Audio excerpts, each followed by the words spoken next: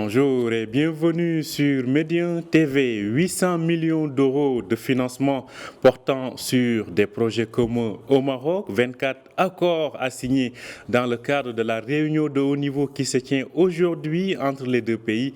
Le Maroc et l'Espagne ne se contentent pas de se réconcilier, mais les deux royaumes accélèrent la cadence pour mieux fructifier leur coopération. Une coopération très variée qui doit désormais se mettre à l'abri des chocs habituels. Comment y parvenir? Nous en parlons avec notre invité du jour. Il s'agit de Béatrice Messa, chercheuse et professeure affiliée à l'Université internationale de Rabat. Bonjour et bienvenue à vous, Béatrice Messa. Bonjour, merci beaucoup pour l'invitation. Merci de l'avoir accepté. Alors, après la phase de bruit, c'est la phase de la réconciliation, mais plus que cela, il est question de fructifier davantage sur cette entente pour dynamiser et raffermir davantage les liens entre le Maroc et l'Espagne. Du chemin a été parcouru, n'est-ce pas? Et effectivement, c'est très important. Après de 8 ans, il faut se rappeler que ça fait 8 ans que ne s'organise pas cette réunion de haut niveau. Donc, l'importance de cette réunion est due d'une part au temps qui s'est écoulé, non? Sont 7 réunions déjà. Et la deuxième des choses, il faut savoir qu'il y a une présence historique parce que le président du gouvernement espagnol, Pedro Sánchez, est venu à Rabat avec 12 ministres. 12 ministres, et donc en raison du nombre de membres de ce gouvernement qui accompagnent le président, déjà, ça explique, comme hier il était dit, cette réunion historique, non? La réunion historique par rapport au nombre, par rapport aux accords, comme vous avez mentionné, pour la première fois, ils vont être signés dans cette journée 24 accords bilatéraux entre l'Espagne et le Maroc. Donc imaginez-vous l'importance de cette nouvelle réunion de haut niveau et surtout ce contexte-là dans lequel nous sommes. Nous avons déjà surmonté une crise inédite politique et diplomatique et nous allons rentrer dans une phase permanente de dialogue parce que hier, ce qui m'a vraiment marqué, le concept de le respect. On n'a pas arrêté d'insister sur le respect et sur une communication fluide permanente pour éviter de nouvelles crises comme celle qui était produite en 2021. Alors, il y a ce mot respect que vous avez souligné et qui a été relevé hier, mais il y a aussi un autre mot, c'est à savoir la confiance. Alors, la confiance est, selon vous, à 100% retrouvée entre les deux partenaires et deux voisins? Écoutez, je pense qu'on doit démarrer à partir de cette confiance parce que sinon, pourquoi être où nous sommes actuellement, non? Déjà, l'importance de la confiance a été toujours dit lors de toutes les rencontres bilatérales qui se sont produites entre le Maroc et l'Espagne, mais cette confiance a été rompue dans un moment donné de notre histoire commune. Et je pense que l'Espagne a compris c'est quoi le Maroc d'aujourd'hui déjà. Je pense que l'Espagne a compris où il était l'erreur et c'est précisément ce manque d'informations entre les deux pays dans une situation précise. Je pense qu'effectivement, la notion de la confiance est prioritaire actuellement. Il était mise sur la table hier et il était aussi un mot qui était prononcé par tous les ministres et notamment par le ministre des Affaires étrangères. Donc, on part à travers, on démarre à partir de cette nouvelle base, nouvelle phase où se situe comme priorité cette confiance, ce respect mutuel de cette association bilatérale, qu'il s'agit d'une association, comme vous le savez très bien, stratégique, mais qu'il s'agit aussi, ou qui doit aussi s'agir d'une association d'amitié, non? Et je pense que ça, il était déjà dit aussi hier entre le président espagnol et aussi Sa Majesté le roi. Ouais. Alors, d'ailleurs, en parlant de cela, lors de cet entretien, il a été souligné le fait que les points convenus sur la feuille de route, en tout cas, sont globalement ou connaissent une mise en œuvre satisfaisante. Selon vous, à présent, aujourd'hui, on attend la signature de 24 accords. Selon vous, à présent, quel nouveau ou quelle nouvelle page faudrait-il ouvrir pour mieux immuniser cette relation? Écoutez, il y a plusieurs volets ou plusieurs niveaux. Non? Il y a, pour moi, je pense que l'économie, c'est prédominant dans cette réunion de haut niveau, principalement parce que, si vous le savez bien, dans les dernières années, il y a eu une remontation hyper importante des échanges commerciaux entre l'Espagne et le Maroc. Et ça explique déjà pourquoi le Maroc, c'est le partenaire le plus important pour l'Espagne. Nous parlons actuellement de plus de 10 000 milliards d'euros, des échanges entre l'Espagne et le Maroc, et cette croissance va continuer dans l'avenir. On est en train de parler de plus de 700 sociétés espagnoles qui investissent au Maroc, qui sont installées ici et dans ces pays. Et en plus, il y a un paysage national marocain qui invite les investisseurs marocains à intervenir sur des dossiers nouveaux, comme ce dossier de l'eau ou bien de l'énergie. Sur le volet énergétique, les investisseurs espagnols ils sont en train vraiment d'investir. Et donc, il y a une niche d'action très importante pour ces investisseurs. Et en plus, évidemment, les dossiers classiques que vous connaissez très bien, le volet d'infrastructure, des transports, etc. Donc, je pense que le volet économique a été bien mentionné dans la journée d'hier. Et c'est ça, c'est qui va prédominer aussi dans cette journée d'aujourd'hui par rapport à ces accords bilatéraux. Et parallèlement à la question économique qui est fondamentale pour expliquer cette relation nouvelle, soi-disant, entre l'Espagne et le Maroc, il y a aussi une question qui me semble très, très urgent, et c'est la frontière terrestre. Vous savez très bien qu'il y a la suppression des contrabandes entre l'Espagne et le Maroc depuis quelques temps. Et maintenant, nous devons constituer une nouvelle douane. Ça, c'est fondamental pour gérer la gestion des mobilités des personnes et des produits, parce que jusqu'à maintenant, il y a un problème par rapport au transit des produits. Quel est le nouvel modèle économique frontalier que nous allons installer entre l'Espagne et le Maroc? Et ça, il doit être prioritaire de la réunion d'aujourd'hui. Comment on va gérer les personnes? Comment on va gérer le produit, le commerce bilatéral entre la frontière terrestre entre Ceuta et Melilla et aussi le Maroc? Et aussi, c'est très important, les travailleurs transfrontaliers. Qu'est-ce qui va se passer par rapport à ces travailleurs transfrontaliers que jusqu'à maintenant, ils n'avaient pas besoin d'un visa, ils pouvaient rentrer et faire partir de cette économie bilatérale. Donc là, je pense que c'est vraiment des points essentiels qui doivent être évoqués et resolus lors de cette réunion bilatérale. Alors, il y a un autre point qui d'ailleurs avait été souligné, on se rappelle, dans la déclaration du 7 avril de l'année dernière à l'issue de la visite donc, du chef du gouvernement espagnol au Maroc. Alors, c'est cette question relative à la tracée des frontières maritimes. Là, vous avez évoqué les frontières terrestres, mais il y a aussi cette question de frontières maritimes. On sait tout le problème qui tourne autour de cela. À votre avis, quel compromis ou quelle solution peut être trouvée pour dépasser cette source éventuelle de mésentente?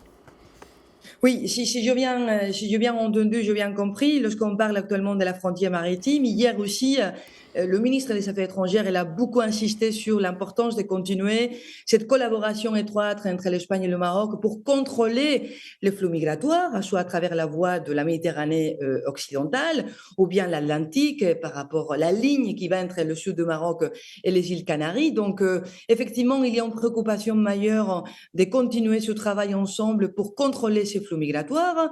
Et toutes les deux pays hier, ils ont exprimé la satisfaction parce que le mois de janvier, il y avait une descente de flux migratoires d'un 60%.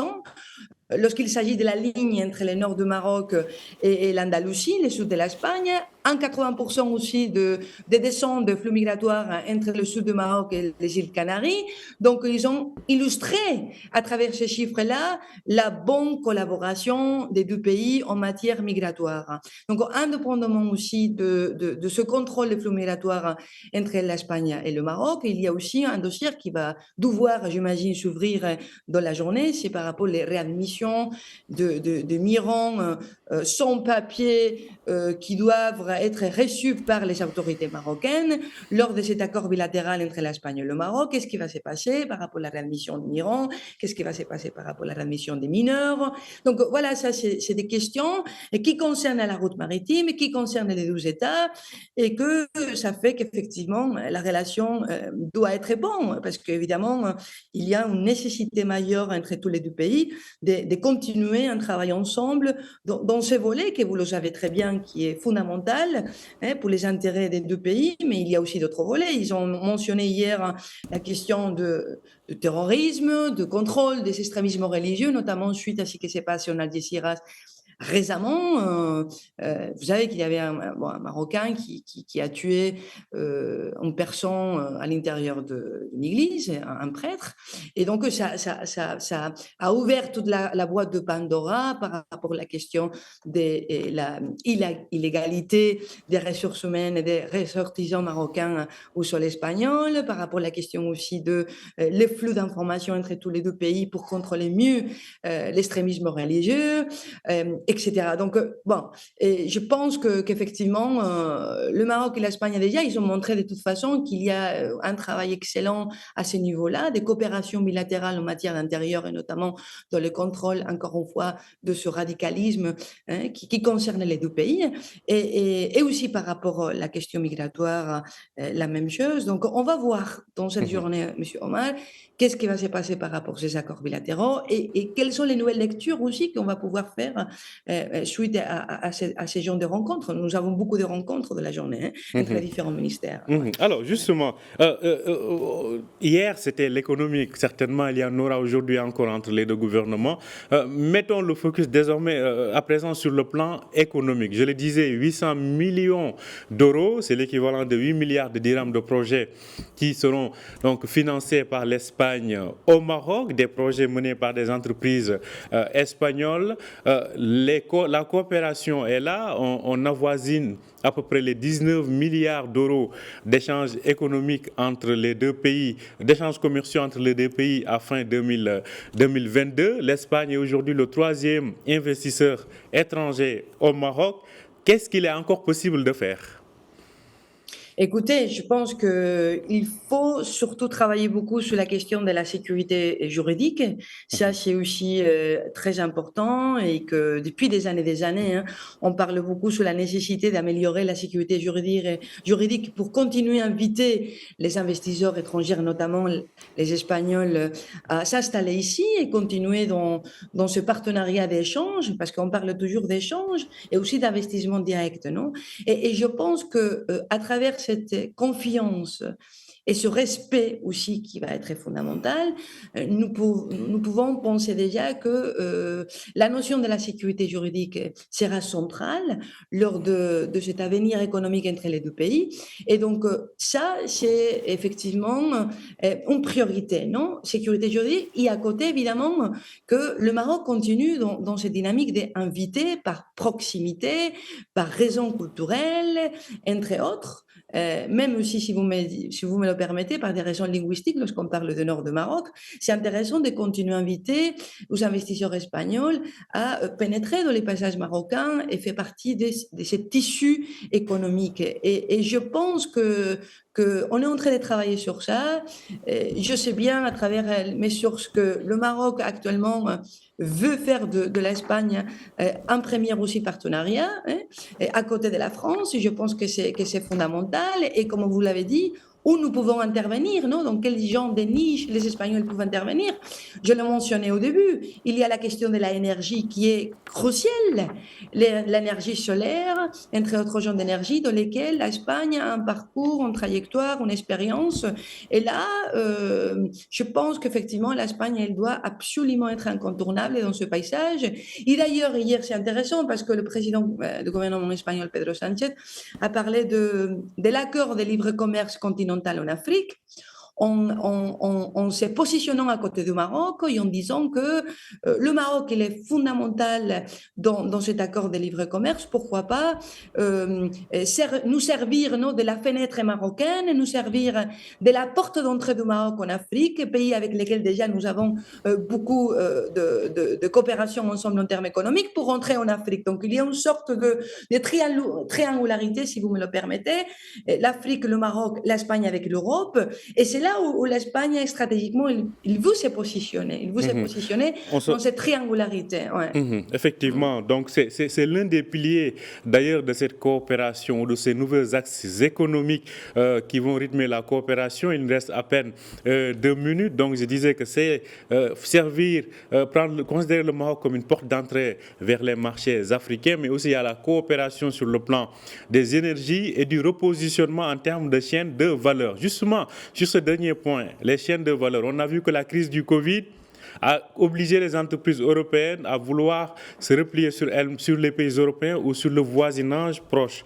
Pour ce qui est de l'Espagne et du Maroc, quels sont aujourd'hui les secteurs sur lesquels on peut avoir du repositionnement au Maroc? Assez rapidement. Rapidement, Romain, je viens d'expliquer secteur d'eau, énergie. On parle aussi maintenant de la transition écologique, même de l'intelligence artificielle. Évidemment, le secteur des transports, il est fondamental. Nous avons tous au Maroc l'expérience des ALSA. C'est hyper important. ALSA, vous faites référence aux transporteurs en commun. Exactement, de bus. Aussi, en termes d'infrastructures, c'est fondamental la participation de l'Espagne dans ce secteur-là. Et donc, voilà, nous sommes dans l'automotion aussi. Donc, c'est une évidence, toutes les niches qui s'ouvrent actuellement pour les investisseurs espagnols. Et donc, je pense qu'il y a un très bon avenir pour les deux pays. Ouais.